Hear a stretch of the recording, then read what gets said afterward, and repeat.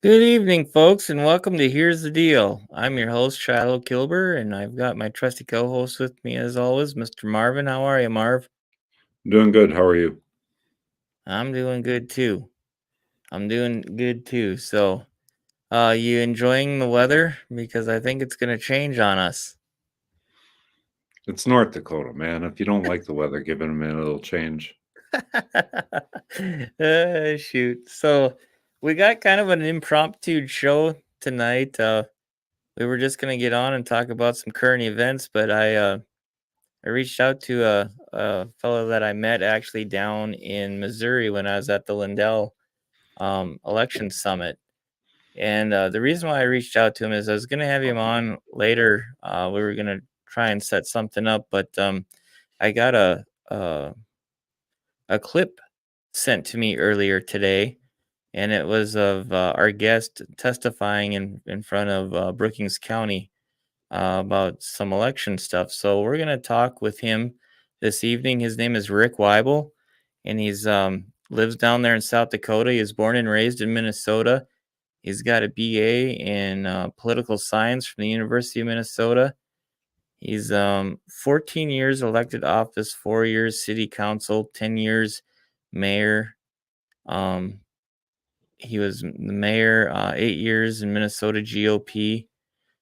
Certified network engineer, and basically, he's got 28 years of cybersecurity consulting experience. So we're gonna talk a little bit about the machines this evening, and with that, I'm gonna bring Rick on, Mr. Rick Weibel. How are you, Rick? Great, yourself. Thank you for having me on. As I'm drinking my Coca-Cola and eating my chips and cheese here. So, Well, I really appreciate you being on short notice. Like I said, I was actually going to try and set something up with you on a further date, but I felt when I seen this clip that it was something that we should probably talk about right away. We've all here kind of worked on election integrity, and so I know that you and your group down there, Jessica Homa, I think is how you say her last name. Is that correct? I sometimes get it wrong, and so she gets my last name wrong. I get hers wrong, so I believe it's Paloma. There And you go.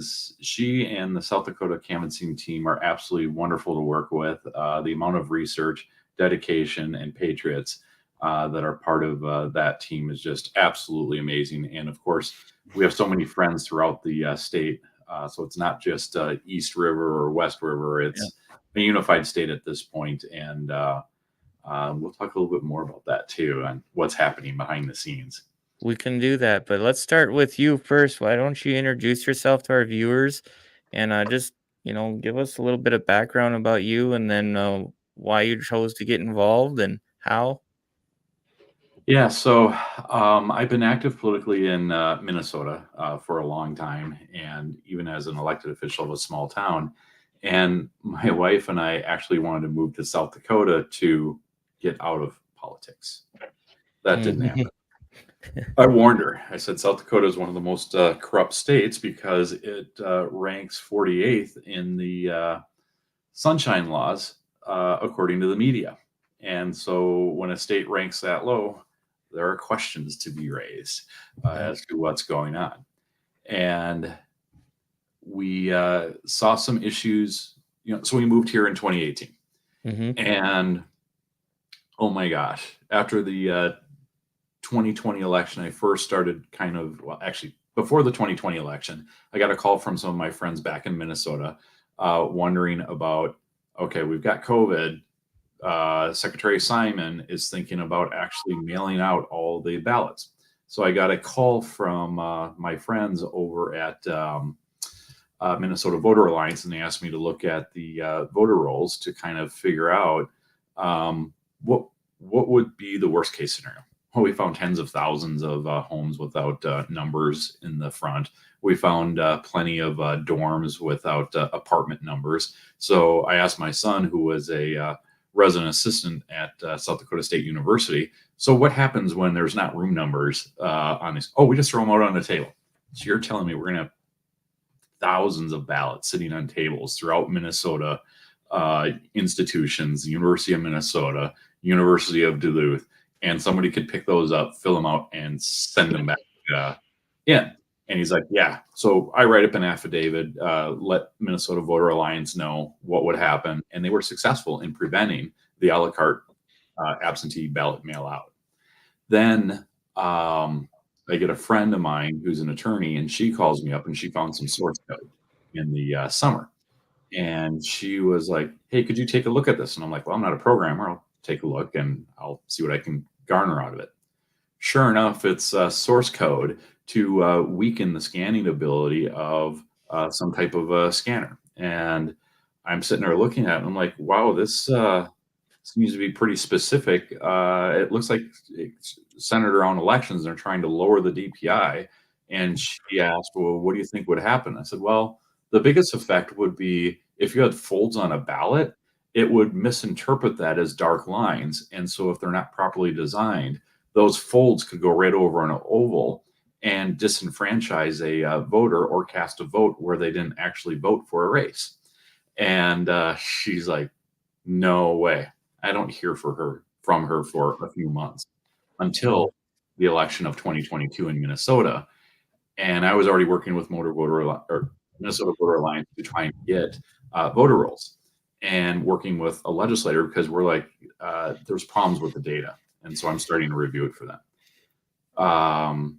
Fast forward 25 days after the election and 5 days after the state of Minnesota certifies the election, I see that the absentee ballots are off compared to the number of people who voted absentee. In Minnesota state statute says when they receive an absentee ballot, they must immediately enter it into the statewide voter registration system as received. They didn't do that for 720,000 absentee ballots in Minnesota. So I file an affidavit, and that starts the 6 cases in Minnesota right out of the gate with Susan Smith and Jane Bowles. And we investigate a lot more. Fast forward, I come back over here to South Dakota. I'm already doing virtual digital canvassing where we're sitting in the middle of winter here, and we're looking at where are there issues in South Dakota. And holy cow, we all of a sudden see something that I never knew existed in South Dakota. There were all these addresses at these locations that just freaked us out. Like, how can there be like 13,000 addresses at one location, 514 America's Way? How can there be 1,400 addresses at one house in Emory, South Dakota, when the population is 465? And So you're saying there's over 1,000 addresses at that one location? yes. And then we end up finding out what these locations are. They're mail forwarding companies. Mm-hmm. And some of the mail forwarding companies were just fronts. They have no signage out front. And like Timmons Market over in Box Elder, it's a grocery store, and there's no signage that is a mail forwarding company at all. And there's no RV hookups or anything like that. So with the state law being like, you actually live here, that wasn't happening. And South Dakota had 1-day registration at that time. And some people were just basically taking a receipt and coming in, getting their driver's licenses and getting their license plates, and then carrying on their way as RVers. Some weren't even entering the state, and they were registering to vote. There's these companies we found out, like one of them is called RV Escapees. They're registered in South Dakota, Texas, and Florida. Oh yeah, the top 3 no income tax states. And RV Escapees, when you go to their website, they will adjust your living situation on the fly as you need. So if you want a Texas driver's license 1 year, or a Florida one the next year, or South Dakota, you could have that as well. And Jessica's done amazing research on that. And we actually submitted that evidence to the Attorney General before he was impeached. And then we then tried to take it to sheriffs. They reviewed it. They tried to give it to DCI. DCI reviewed it for a while, and they said, this is too much. We just really can't do anything with it. And it died. So then we started doing additional research to figure out what we could do. Funny story. One of them went out of business in 2018. July of 2018. But people were voting there in the fall election, Mm-hmm. the 2020 election, and the 2022 election. So last year at the Lindell event, I looked at the registration of the business and noticed they didn't renew it, and there were still 1,600 registered voters there. So for $10, You're talking at this RV place, right? Is that what you're? yep, in Madison, Yep. South Dakota. Okay. And so for $10, I became the proud owner of a mail forwarding company, and now I own the evidence that as the business owner, they're not paying me, and I'm evicting them. And so I am going to the county auditor to tell her, remove these 1,600, make them inactive, and purge them from the voter rolls because you're wrecking my business and my reputation. And so then to troll her a little bit further, I've decided to run for Senate District 8 in that district so that I would have legal standing as a candidate and as a voter and as a business owner, that there's no way that the court can throw me out, since I'll have all three possibilities of legal standing to force her to remove them and to hold her accountable if she doesn't do the job. Oh my goodness. So So I mean, that explains the crazy part, how involved I am, yeah. what we're looking at, and stuff like that. So I can pretty much prove that our elections in the United States are vulnerable to all sorts of issues along the spectrum. So the ballots themselves aren't secure. I've proven that. As a matter of fact, I went to Minnesota and I bought 10,000 blank ES and S ballots. How does one do that? You just pick up the phone and call and, hey, can I get the ballots? And what was stunning is I didn't do it once, I did it twice. So I did it once last year and then I did it this year again, and brought a person who used to work at Project Veritas, who's now working for another gentleman, and he came in and recorded it, and it may be part of a movie later on this summer. So stay tuned. And so we bought another 5,000 ballots and took those ballots up to Office Depot. And then I downloaded the ballots from Dodge County, Wisconsin that are on their website. And we printed out 1,000 ballots. And because I wanted to have a little fun with this, because I don't trust the machines, we printed out those 1,000 ballots and we've been using them for hand count training. And we trolled the state of South Dakota by hosting an event at the state capitol in Pierre. And we had like 12 counting tables out there with the ballots and retrained people how to count with the ballots. And when they started criticizing us, like, well, that's not the actual ballots. It's like, actually it is. Here's the receipt. Oh, what was the reaction to that? Stunned, shocked, and how? It's just like, it's not my problem. And what was amazing is when we purchased the ballots, it appears we're not the only one buying those ballots, because the workers weren't shocked or asking any questions or anything else. I guess other groups buy ballots, and we know that in Minnesota because talking to election judges, they will receive a voter registration application, an absentee ballot application, and a ballot all in the same envelope. Really? So that tells you definitively somebody knows the process and is a one-stop shop to allow that type of registration, application, and submission of a ballot. So let's talk a little bit more about the ballots, because I know when you were down there, when I met you down in Missouri, you guys were talking about how these machines, how they would just run one ballot over and over again.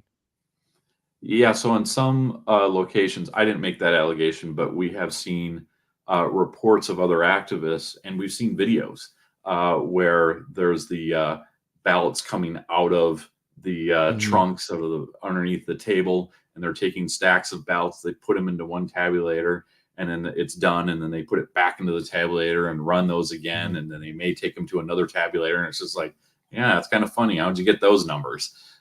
Because what we're seeing on the video and what we see for the election night results, not a match. And so, yeah. Gotcha. Okay. So let's talk a little bit about the clip. Were you able to get it? Can we show the clip or not? We can try it. So I'll see if I can Okay. present. Let's see here. So I will share screen. Let's see here. Okay, we'll try the entire screen over here. Hopefully the audio will work. That's the only thing I'm not sure we've got set up. There it is. I'll put it on there for you. Can you hear it? Not yet. Are they talking? Yeah. Let's see. It may not be able to pick it up. Okay, well, why don't you give us a quick rundown of what happened at this meeting and basically what you had told the commission here for Yeah, our so viewers. basically, what I presented to the commission is that I had a laptop that I was able to restore from a forensic copy of a hard drive that I was sent from another tech from not South Dakota. And they wanted to verify some of my earlier claims that I had made for their county. And they wanted me to review it. And they wanted to find out, was it possible to, in essence, restore it to an uncertified machine? So the questions were, could I take that forensic image, restore it to a non-Dell certified laptop?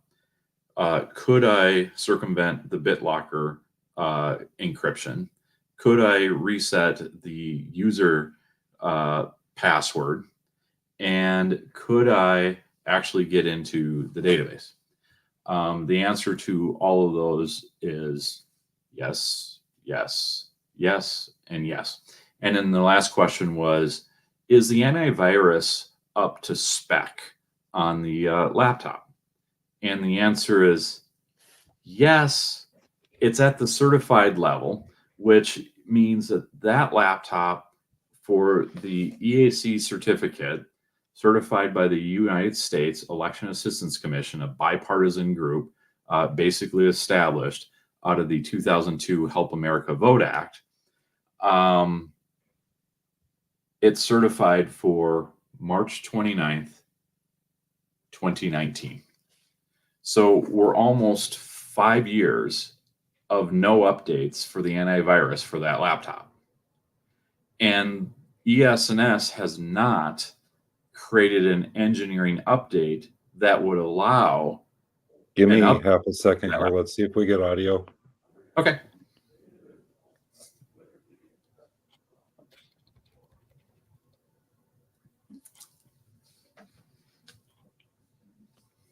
First item on the agenda is an invitation for a citizen to schedule time on the commission agenda for an item not listed. There is a 5-minute time limit per person. Can you guys Anyone hear wanting to speak during the Yes. agenda item must sign in prior to the start of the meeting. Okay. Can you No see it? commission action will be taken during this agenda item. Any requested action item may be scheduled for a future meeting date. We have one person signed in this morning. Mr. Rick Weible, please come forward. State your name.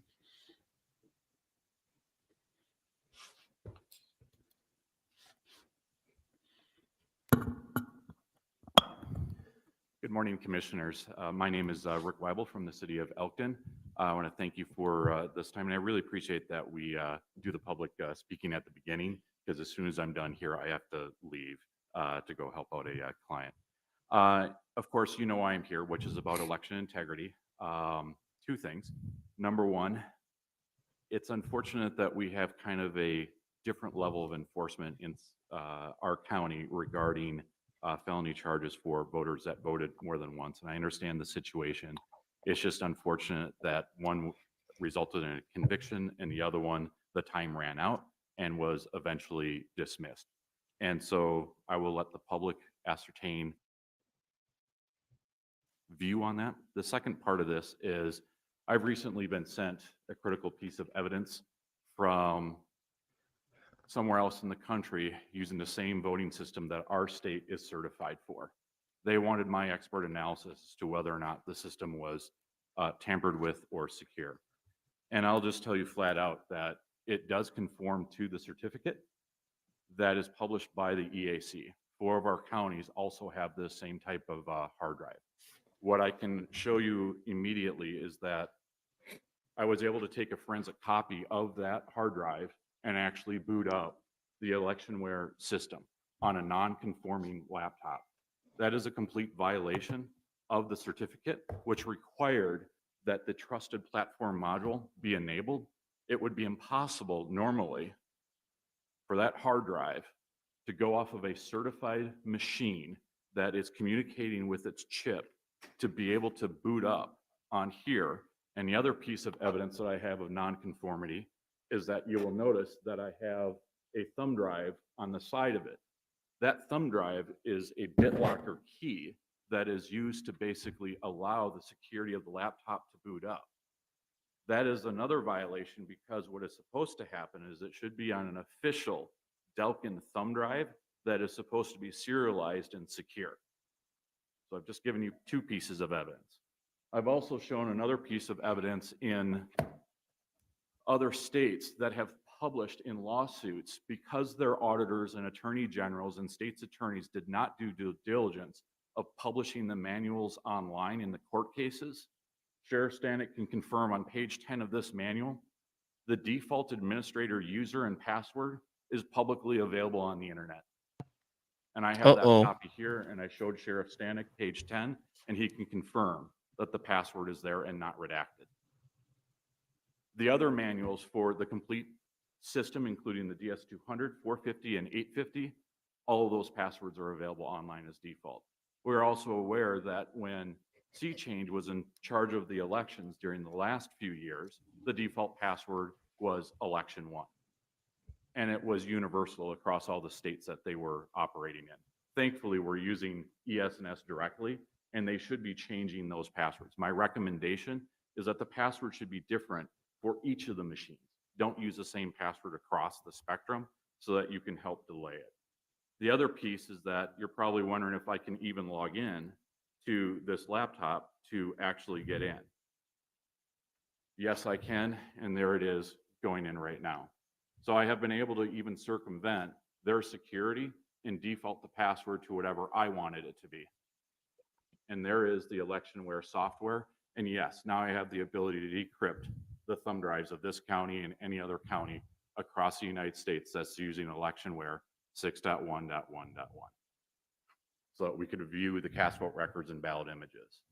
So the fact that now I've just shown you this piece of evidence, I understand that my life is at risk and that the United States does not want this to be known, that this software is available on the dark web. The manuals are publicly available out on the internet in multiple states, and our elections are not secure, and we should be requesting immediate change orders of ES&S to update the antivirus. They have not even updated the security patches of this laptop since 2019, or the antivirus since March 29th, 2019. The 4 counties that use this laptop in our state are 100% at risk. Also, the DS200s, 450s, and 850s have no antivirus on them whatsoever. So if you get a new thumb drive from ES&S and plug it in, even this laptop is unaware of potentially the last 5 years of vulnerabilities that have hit the US. Thank you.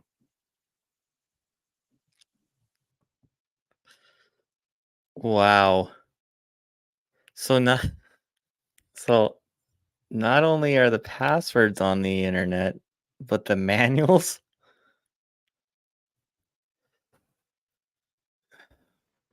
I'm speechless. I don't even know what to say. Rick, you're muted. Rick, you're muted, bud. Yep. Yeah, and so that's the stunning part, is that it's, for lack of a better term, it's clown world. And I mean, you can't make it up. And I didn't have to, because I'm showing the goods right there. And let's just say people are freaking out.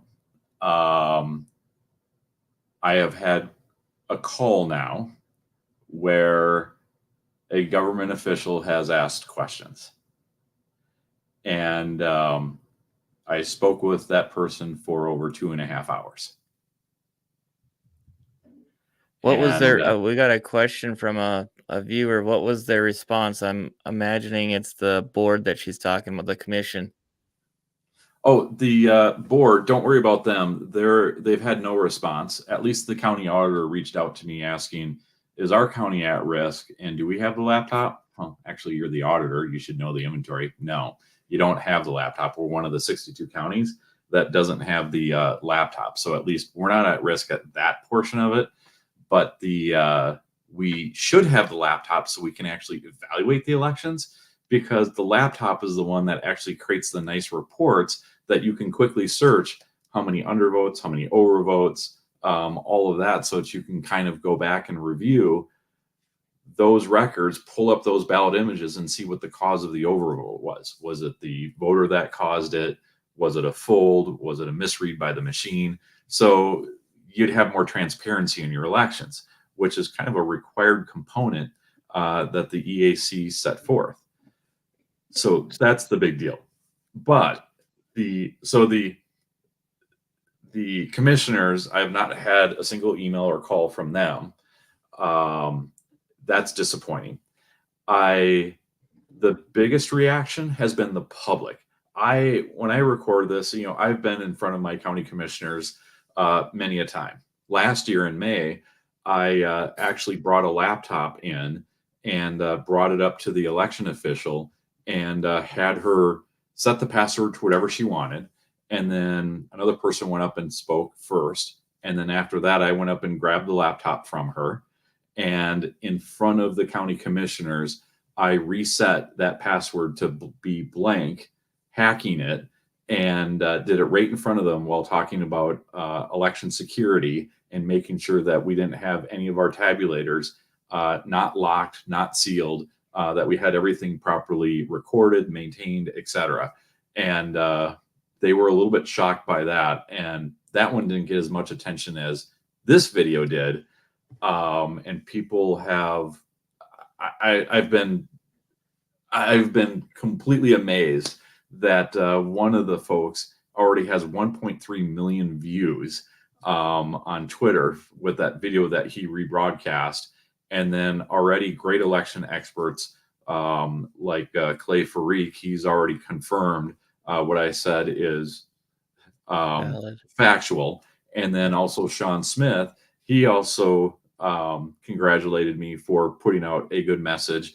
He was a little bummed out that I didn't talk about the modems yet. So I kind of said, don't worry, that'll be next.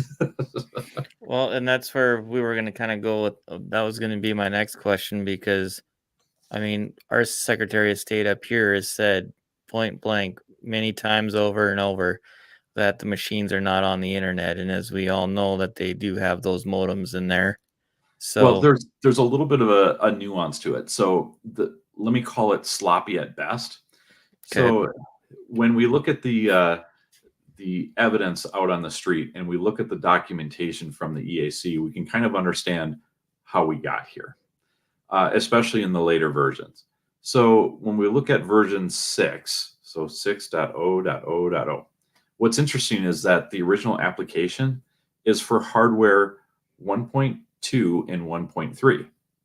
And then when they actually test the devices, it's also for 1.2 and 1.3.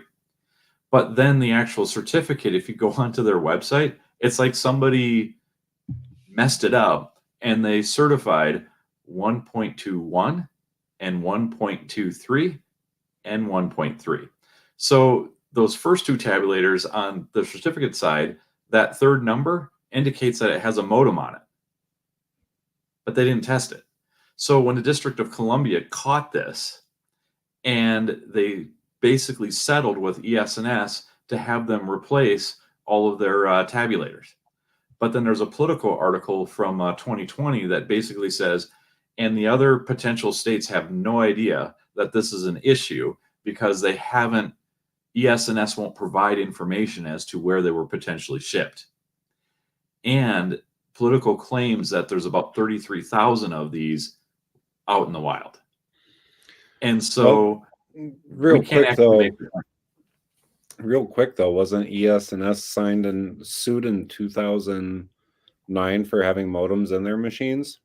That was the earlier generations. And not only that, they had Symantec PC Anywhere to be able to remote into those tabulators during that time through dial-up modems. Oh, On those older ones, they were definitely exposed. And so fast forward to I'll call it the 6th generation, there's a lot of issues that we can see just in the certificates. And this is why the EAC didn't fine ES&S for what they did in Washington, D.C., in the District of Columbia. And we should be disgusted by all of this. yeah, very much so. So where do we even begin to fix this, Rick? Obviously, Well, there's a push for paper ballots. We've been doing that, but the big thing up here is, well, we don't have time to hand count and all this bull jive. So what is where do we even begin to fix this? Well, this is what I love is, number one, they're lying. Two, yes, we are Americans, not Americans. So let's just set that aside. Mhm. We've actually been doing the studies with great volunteers in South Dakota, Minnesota, South Carolina, Georgia, Florida, Texas, and Ohio, that we've actually done the studies for you over at uscase.org. And over there, we actually have discovered a new type of tally sheet that is more efficient, more accountable, new processes that are easier to understand and quicker to audit as you go along. The other beautiful thing is that it takes about 2.5 hours to process 250 ballots with a table of 4 people. So the idea is to have, and Linda Rance came up with this, 2 people on one side of the table, that one Democrat, one Republican, that are looking at the ballots, calling it out, and on the other side of the table, a Democrat and Republican with tally sheets that they mark on their sheets. And as they count 25 ballots at a time, at the end of those 25 ballots, they compare. If it's good, they go to the next set of 25. Counting one race at a time, for 11 races, it takes about 2.5 hours. So now we have kind of a foot point, a marker that if you've got 1,000 ballots in a precinct, then you need basically 4 tables, so that you can get done in 2.5 hours for 11 races. So this is completely scalable and actually doable. Now, I know what you auditors are thinking, and shame on you. Stop treating our citizens like prisoners. Those election judges that are there during the first part of the day from open to close, they're not allowed to do this. You need to bring in a second shift of fresh people that can come in and do this. So the people who just got home from work, even some of the college students, bring them in and have those people come in and actually start doing this count. Because once work is done, we have a lot more people available. And there's a lot of people that would be willing to step up and do this, especially if they know that it's really not going to take that long. So if the polls close at 7 and you're starting, there at 7:30, then it's just like, okay, so 8, so we're done by 10? Yep. Yep. So that's right when the news basically reports. And so they can call those totals in to the county seats, or even take pictures of those tally sheets and text them in. And they can do their little job of keying them in to the total vote system and updating the Secretary of State's website. So I'm going to just add a 2-cent thought here. 2022, the election, the primary coming into it, the text message went out to a bunch of people in Burleigh County here. And it was, don't let, God, I don't even remember how it was phrased. It was, the whole point of the message was to get a hold of our then county auditor or election official, Erica White, and get involved with working the polls so that, God, how is it phrased? I'm going to have to find it.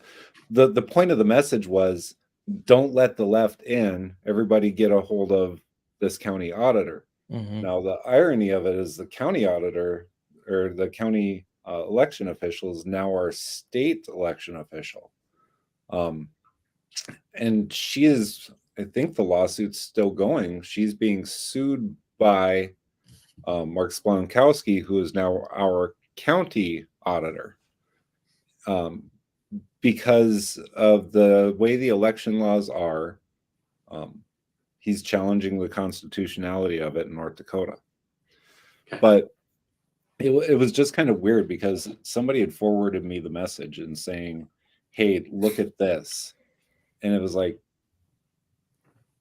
it was interesting to see because it was her name, it was her cell phone number or her office number, like get a hold of her, sign up to work the polls, sign up to work as judges, stuff like that.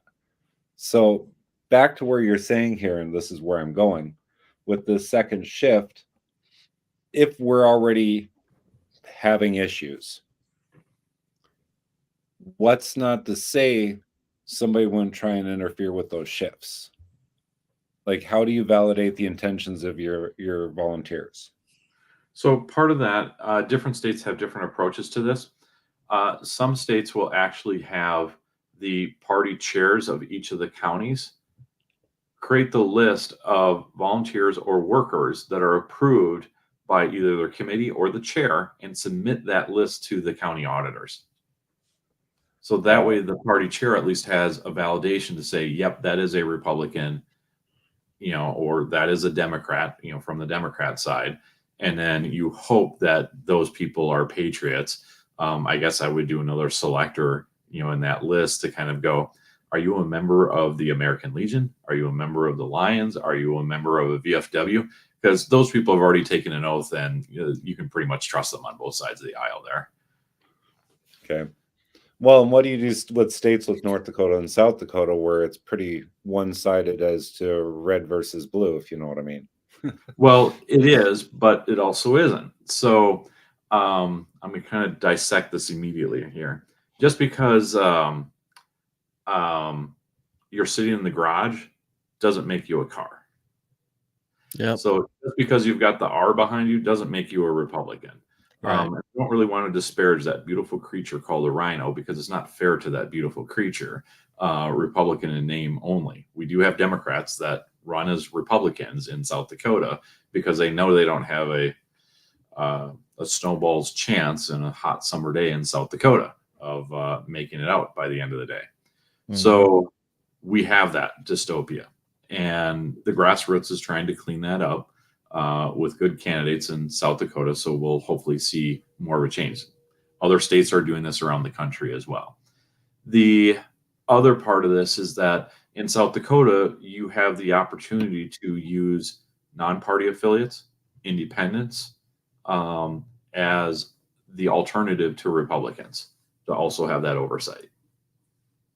And so you want to give the auditor the flexibility that primarily first you go through the checklist of what do the parties offer, and if you still don't have enough people, then you can create a simple application that can be sent into the county auditor and then allow the county auditor to decide based upon the rest of the pool. Gotcha. Yeah, it's our election system is a dumpster fire, to put it politely. That's for darn sure. I mean, I learned a lot just going down there to Missouri last year and stuff, and meeting all the people from all over the country, as you can contest to. Yeah.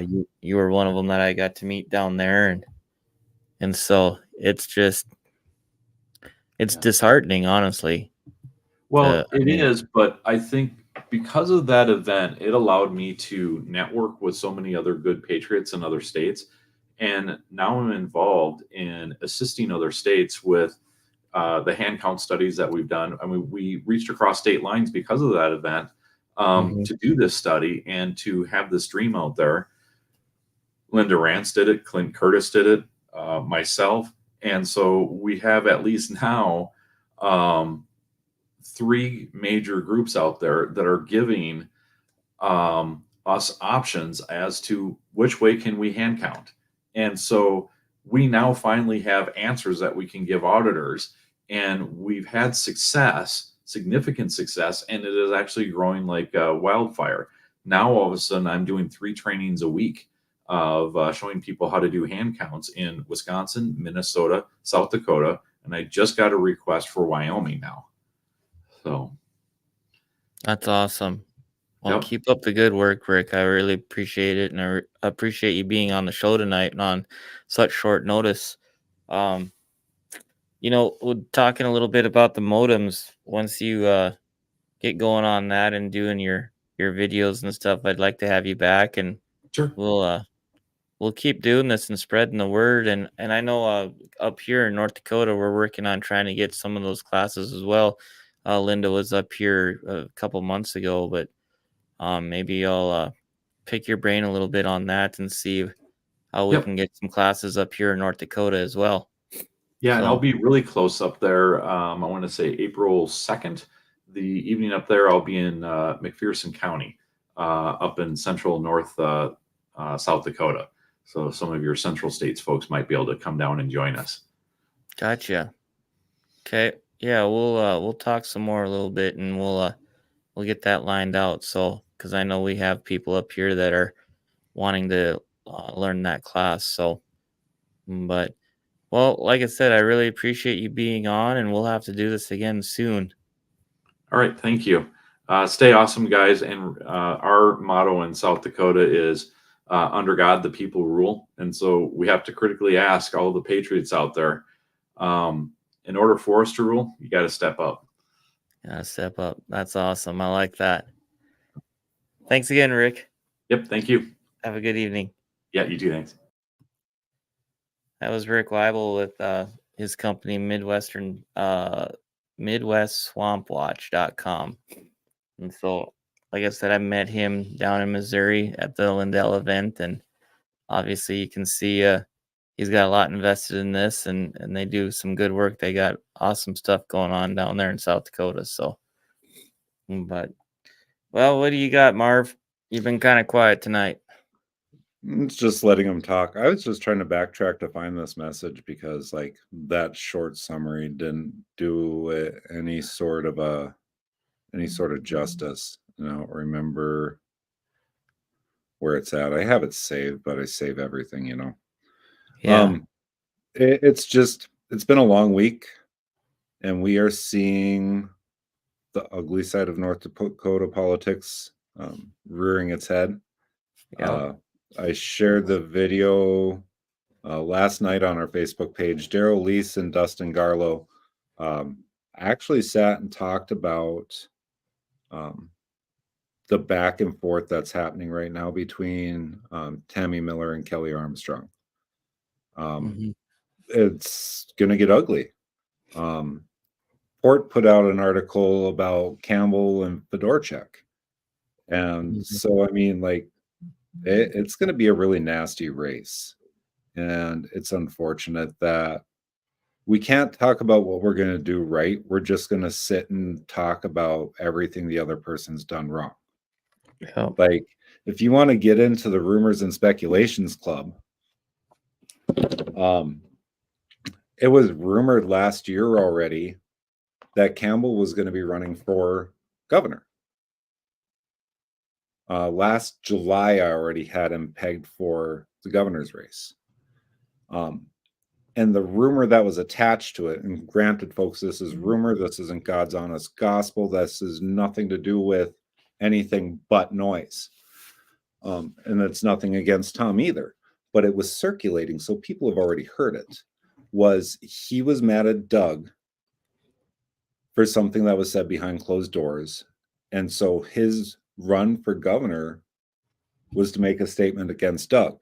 Well, obviously, Burgum's not running for re-election. And now he is in a race with Julie Fedorchuk, who was appointed to the Public Service Commission by Burgum. So really, we're looking at the ugly side of the split in the GOP. We have two different groups that are very upset with each other.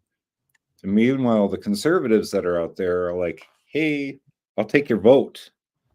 But the thing that sucks with that is both the other groups don't like the conservatives because heaven forbid that somebody that's actually going to look into the last 20 years worth of stuff gets elected to one of these positions. You look at Jason Heitkamp. He's been posting daily stats for schools around the state. And the other day, There was a letter to the editor that went out from the superintendent of one of these schools.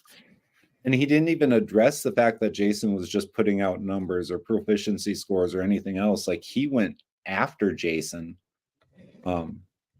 just about the money. Why are your school boards so worried about you knowing how much money comes and goes from the school? Why That's a are big they red flag. why are they so worried about a citizen requesting information on how ESSER funds were spent? Why, like, if you don't have anything to hide, why are you worried about it? That's the real question. Because you look at back to this governor's race. Last July, I had a conversation with a couple people, and I had Burgum as a possible runner, and then he decided to run for governor or president. I had Campbell. I had Kelly, which now we see is running for governor. I had said that if Burgum didn't run, we'd be seeing Tammy, which we are seeing now, and we're watching them dump millions into dollars into smear campaigns, which is disgusting. I had already heard that Coachman was going to be running, which we have seen him. He is running. I haven't seen a lot from Coach, but again, that's a grassroots movement. It's not playing on the same level of funding when it comes to that. So all he's got is word of mouth. And then I had heard rumors of a couple other people. Now, we've already seen Julie and Tom move over to the House race against Becker and against Alex. And it's just fascinating how quickly it's shuffling, how quickly we go straight to the same old smear tactics. Yep. Can you tell me what Campbell's platform is? Well, man, he's doing this tour and nobody really understands what the hell's going on. I've commented on some of his posts to see if he'd even come and do an interview with us, and it's like, that's what gets me, Marvin, is the fact that, you know, he's been on Joel Hike Camp, he's been on some of these other shows, and granted, our show isn't nearly as popular as those, but however, my thing is aren't we still constituents? Shouldn't he want to talk to everybody, whether we agree on everything or not? Man, I couldn't get on a statewide show fast enough when I was running. Like, I didn't care if I agreed with him or not. Like, Yeah. I knew it was going to be a fight with some of the shows that I got on. I knew it was going to be a fight with some of the interviews I had, but it was still an interview. But can you tell me what Julie's running on? No, I would say she's probably hiding from the fact of what she's doing on the Public Service Commission now with the carbon capture pipeline and all that good stuff. But Yeah. we heard from Rick, we heard from Alex, they both have plans. Yep. We know what they're going to do. Can you tell me what Kelly or Tammy are going to do? No, I got to see Tammy speak at the North Dakota Safety Council conference, and that was all she talked about was her basically her experience running border states and all that good stuff, and I wasn't impressed, and there wasn't too many people in the room that were impressed as well. So I don't know, let's face it, besides maybe the national committee man now, means we've got Nagel running against Shane Gettle, and then we've got Lori in this DPI race. Other than that, and Rick's race, of course, other than that, who do we really have that's for North Dakota? Josh Gallion. Well, yeah, Josh. Let's not forget, like, I mean, he's got a plan. I mean, he's got another 4 years he wants to get done. But the thing is where I'm frustrated in all this is we are coming into a convention that we already have people that are saying that they're just skipping the convention, and Campbell's one of them. Mm-hmm. I would have loved to have sat and talked to him at the convention. You're a statewide candidate. Let's talk. Me as well. Not even with a microphone. Like, let's go sit down, grab something to eat. Let's talk, because I want to hear what you're doing. I want to hear what you're running on. Because I'm tired of this. I'm tired of people hiding in their basement while they're running for statewide office. Tell me what you're going to do. Well, the same thing could be said for Kevin Kramer. What's he running on? Besides getting endorsed by President Trump, which he never helped when President Trump needed him, and that's probably another story for another day. But, you know, and I don't know what President Trump is thinking. I mean, man, he's got Burgum under his wing now, it seems like, and as far as I'm concerned, endorsing Kevin Kramer doesn't help him either, because Kevin hasn't shown us anything in a while.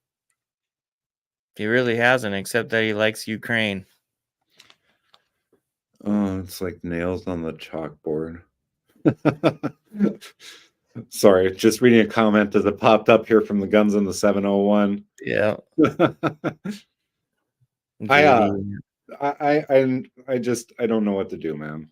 I don't know what to say. All I know is next week we are going to be going into Tuesday. I don't think we have a guest set up yet. There'll probably be a lot of talk leading into the state convention. The next week, Friday, or in 2 weeks from now, we're going to be out at the state convention. Yeah. Before that, on the 2nd, we are going to have Naomi Bromke. Last time I said her maiden name, since she got married since then. And Kurt Chafee are going to be joining us. And they are hosting a leadership at the end of April here, a leadership event at the end of April at New Song Church, which, if you follow a certain opinion columnist's columns, he went out of his way to write a pretty long article about it. Mm-hmm. And so we're going to have them on, and we're going to discuss probably that article, and we're going to be discussing what this event really is about.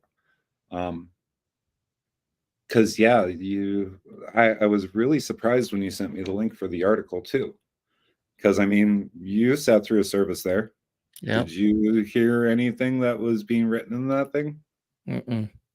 Okay. No. So we're gonna have them on just so they can talk about what they have coming up, talk a little bit more about what's going on with their church, and kind of go from there too. So I do have an announcement, kind of a different train of thought here. A week from today, Friday, we are going to have Whitney Ehrman on, and she is an organizer of Funds for Fuel. And basically what she did was she went around and got donations for fuel cards, and basically they're going to families in need. And so I reached out to her. She actually is my niece, but I am very proud of her. She's a social worker down there in Bismarck, but she did this. It's called Funds for Fuel. And so we're going to talk with her on Friday. I didn't get to mention that to you tonight because obviously with Rick coming on such short notice, it was literally a half an hour before we were to go on air. So we didn't have much time to talk. But next Friday, we're going to have Whitney on and discuss the Funds for Fuel and what she's doing there. So that's going to be a good thing. Yeah. Like, be a little bit of a change of pace. We need something a little bit lighter. I do know after we get past state convention we are going to have some guests on from North Dakota Right to Life to talk about their mobile ultrasound vehicle that they have up and running now. Mm-hmm. We've been meaning to get them on for a while. It's just it's a busy time of year, and with Sandy heading the GOP, it's been a little bit hard for her to step away on that one. Yep. So that'll be good too. And then I think you were talking about having Her Way. Oh yeah, her inspiration. We're gonna Her have inspiration. There we go. yeah, we'll have Dr. Nadia and Dr. Charles back on with her inspiration. That's a pregnancy center that they started here in Williston. It's something that's kind of near and dear to my heart. I met them a couple years ago at one of the Sons of Liberty meetings in Williston when that chapter first started, and actually, I am newly elected to their board. I actually sit as the president of that board, so we're going to be doing some fundraising and different things to help that cause out here. It's going to start. We're going to have a fundraiser in May for mothers. June it'll be for fathers, and then in July it's going to be for the family, the whole family. So this pregnancy center is a little different because they offer services not just for women, but the whole family. They offer counseling as well. I know that Dr. Charles is doing some great things with some of the men in the community as well. So it's a great cause, and actually I hope to get them and the Right to Life people together and see if we can work together up here in the Williston area. So that'll be a couple weeks from now when we interview them. So That'd be but awesome if we can line both of them up on the same week. yeah, To answer the question that popped up, if we're going to be live at the state convention, we're absolutely going to try. We're going to stream anything that we can. Since Shiloh has a press release for it or a press pass for it, we're yeah, going to be doing as much as we can at the state convention, folks. So yep. bear with us; it could get wild. I'll behave this time. I have Yeah, to. Oh, it's all fun and games up until somebody gives you a GoPro and sets you loose. yeah, no kidding, right? The So bad thing is my wife isn't going to be there this time, so we'll see how it goes. No, it'll be good. I'll behave, and again, I'm not there to be an agitator or anything. I feel that we should be getting answers. If you're serious about running and quote unquote working for the people, I don't care how many towns you see in between now and the primary or the election. I don't We want to know what you're going to do. We want to know what you're going to do. And I mean, your actions speak louder than your words. yeah. And it is what it is. We want to know what you're going to do because a lot of these guys that are running right now, if it walks like a duck and sounds like a duck, it's probably a duck. We've seen what they're about. Their voting records are loud and clear, and the people they're doing business with, it's loud and clear to the people. And unfortunately, in a lot of these races, what do we do? Maybe just vote Democrat because that's all we're going to get anyway with some of these guys. It's either that or plug your nose and vote for I don't know. Well, I don't and know. I've been seeing it looks like we have an independent that we may be having run for governor coming into November here. I've been hearing rumors of that. I guess I'm going to reach out to them and see if they want to come on and do a show. If you are running independent for anything, remember you can't start collecting signatures for another couple weeks. If you're running for something that's in the primary, I think the deadline's April 8th to get your signatures in if you want to be on a ballot. Otherwise, you're in write-in territory, and nobody wins with a write-in. It's hard because they're so picky about how things are done with a write-in. You have to have the name spelled right. You have to have your writing has to be legible. Like there's 1,000 ways to throw out a write-in. So, not saying that running a write-in campaign is hard. Yep. Getting your vote counted is hard. Mm-hmm. So, other than that, Shiloh, Unless don't you really- got some ballads, according to what we learned. Well, and I have a lot of questions about that too, because if they were able to buy ES&S ballots off a company in Minnesota, why hasn't the federal government shut that company down? Because I'm sorry to say it, elections are considered critical national infrastructure. There is no way a normal citizen should be able to procure a ballot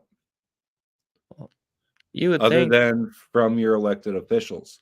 So I want to know where the Federal Election Commission is on dealing with this company. yeah, And that's not a smack at Rick at all. So don't take it as that, folks. Like, the fact that he was able to go in and buy ballots for ES&S should be terrifying. hmm It should be and terrifying. not just once, multiple Not just times. once, and not just one or two. He bought thousands, according to what he told us tonight. Yep. So where is the federal government on shutting this down? Because if you look at Larry Dandran, when we had that follow-up with District 14, hmm our Yep. own Secretary of State threatened him pretty much in the letter he was sent. hmm For if he would touch it, it becomes a federal election crime. So it goes back to what I said, Shiloh. It goes back to what I've always said. These elections, our money, our schools, our personal information is only as good as the people that have the keys to that information. Yep. Wasn't it Stalin who said it's not who votes, it's who counts the votes? Well, and you look at it. I mean, did you know your vehicle's extended warranty is about to expire? Yeah. You I know was where gonna they get talk that about information? From the DOT. Yeah. They pay good money for the information on your cars. How do you think they know the make? How do you think they know the model? Because if your loan company is giving that out, that's another huge issue. Yeah. Yeah, it's where do we yeah, that was Stalin. Yeah. Thanks. So, hey, and a shout out to the guns in the 701. You guys are killing it, man. You guys are all doing great. Those guys are fun. Yeah, they are. So They are. We should do a simulcast again sometime soon, guys. If you guys are up to it. is this a conspiracy podcast? No, it is not conspiracy, man. We try and stick to facts as much as we can. We will definitely be up for discussing things, but at the end of the day, it comes down to show us the proof. And with Rick tonight, he sat in front of the Brookings County Commission, and he definitely was showing them a lot of very, very concerning information. Yeah. So it would be different if it was just hearsay, but the fact that it's at a county commission, he spoke with the sheriff, he provided his documentation as to what his concerns were, is an issue. And that was So just the tip of the iceberg of what we've seen down there in Missouri. I mean, that's just one of thousands of stories. It was phenomenal. and that's the thing, folks, and that's something I've always said is I won't speak to something unless I can verify. You know, like if it's a rumor, I'm going to state this was a rumor like I did. Yep. But if I can prove it, I'm going to put it up on screen. Yep. Just like our management plan that I posted when Trent Luce was on. Thank you. So I like yeah. this hat too. So yeah, that's the thing is I want proof. I want to be able to speak to the truth. And by God, if I can find it someplace in our state's ledger, I'm going to share it. So one last thing here before we go, Shiloh. Sure. With the information that's on the insights on the per student's cost, folks. And you can find this, so go find it tonight before they take it down. If you go to Baszler's testimony, for I think it was Senate Bill 2010 this last session. Yep. There's her actual oral testimony, and this is for the DPI budget. But the second one, she's got this great big long document that's attached to it. And that is her, the written verification for everything she testified to. Well, if you go in and you follow the links, guess what year the formula is based on for the per student costs, Shiloh? I have no idea. It was put together by a consulting firm. The numbers are based on and modified from 2012 to 2013 school session. And So it's that those are the and numbers it's that attached to the document from the DPI's testimony. okay. So you're telling me is the numbers that we're seeing, if I'm understanding this correctly, is from when? 2012 to 2013. So they are a modified version of that. So this is table X2, composition of calibration 2012 to 2013 per student figure.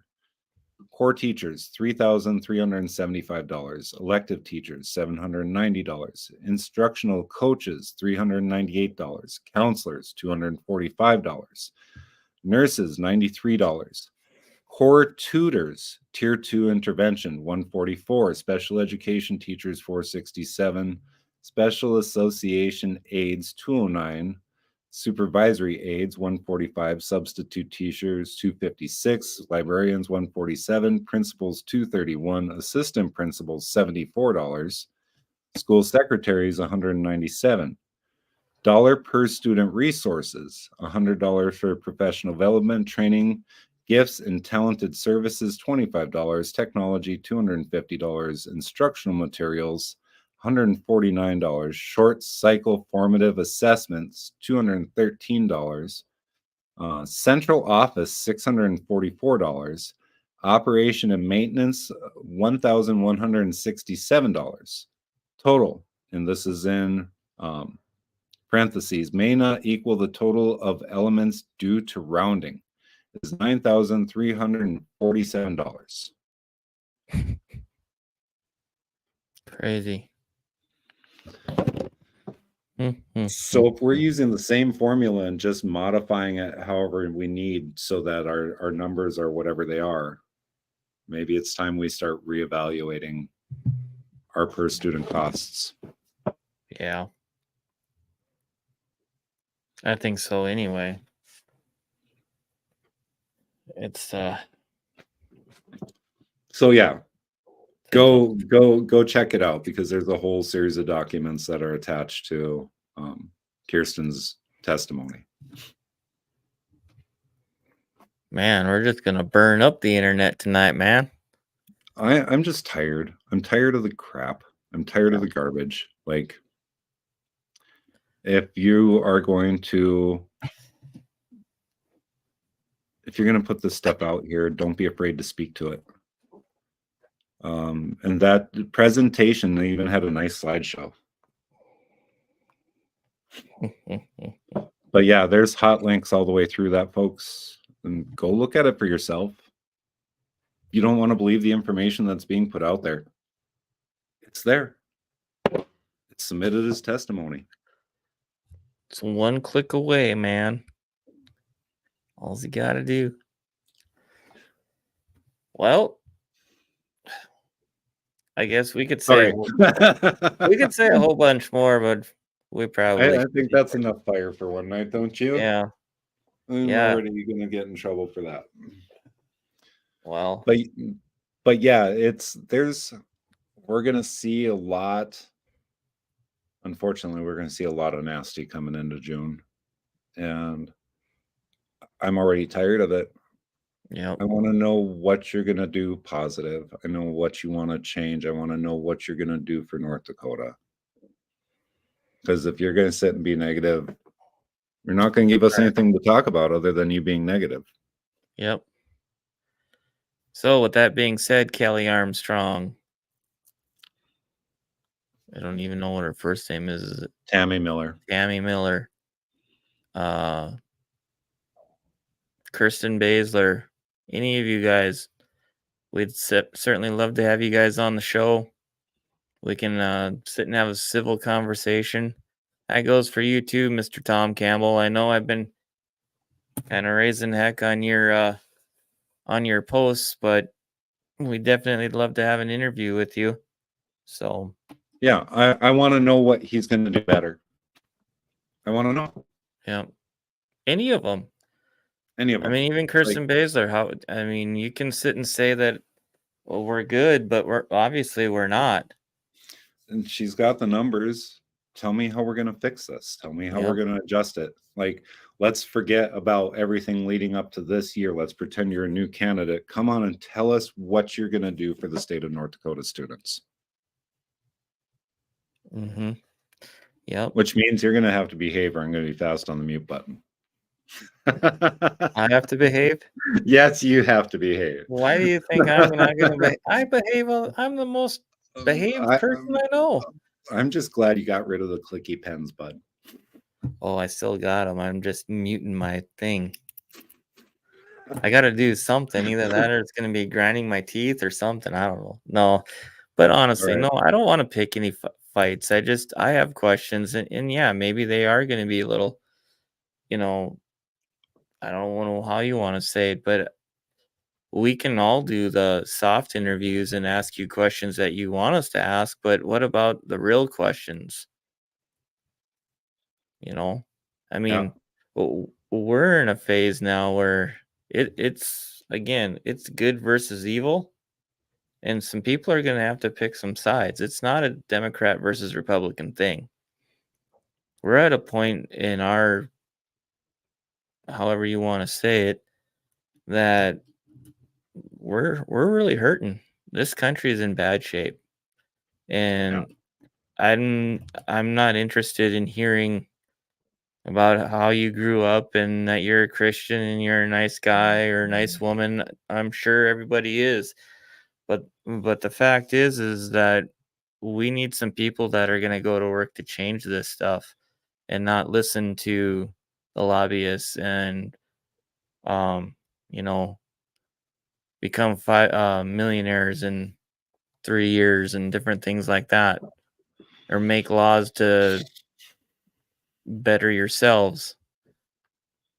We're done with that, and I think it's kind of funny because if you think about it, Marvin, especially the last couple of weeks, the quote unquote establishment in North Dakota has really kind of fired back. I mean, if you read Tom's deal about why he's not going to the state convention, it's like a poor me thing. Well, what about 2 years ago when Rick actually won the convention, but they stopped it to bring those two busloads, or yeah, it was two busloads of people from Fargo just to come in and vote, and then they got back on the bus and they went home. I mean, honestly, Rick Becker should be our senator. We are tired of that. And yeah, I get it. There's some people that are gonna back Hoven and Kramer, and that's fine. But let's make it fair. Let's make it a fair fight. And let's do it honestly, because what happened 2 years ago at the convention was uncalled for, and honestly, it wasn't right. So Well, see, I was a guest at the convention, so I was actually standing outside when the buses showed up. So I literally saw them unloading. So that was candidates fun. should want uncomfortable questions so they can make the point that they have the best solutions. There you go. Absolutely. Amen to that. Absolutely. And that's all that we can ask. I And think that's a good spot for us to leave it for the night too. That's all we can ask. Like, Yep. I want to ask the uncomfortable questions because I have them. Yep. I agree. Well, with that being said, we will see you Tuesday night, and hopefully we'll be shoveled out by then. Yeah, we'll I see. haven't sold my tractor yet, so I mean, we're supposed to get anywhere from 1 to 78 inches from what, some of the memes have been out there. My favorite Oh, one shoot. so far is the picture of the US where it's scribbled on with crayons and be Yeah. like, this is what we're gonna get. Who knows? So, just a side note, I have my utility tractor for sale, but I might have to put an extra hour or two on it to move snow here this next couple days. So All right. good Well, show. Have a good weekend, guys. You too. yeah, you too, man. You too. Shiloh, I have to go pick up my little girls, so it's All right. it's I been a gotta. fun night. Yeah, it was kind of an impromptu deal, and that's all right. So, all right, we will see you guys on Tuesday night. We'll make some announcements here later on in the weekend what we're gonna do, and in the meantime, go check out our YouTube channel and our Rumble channel, and subscribe to it if you would, please. We'd appreciate it. Have a good evening.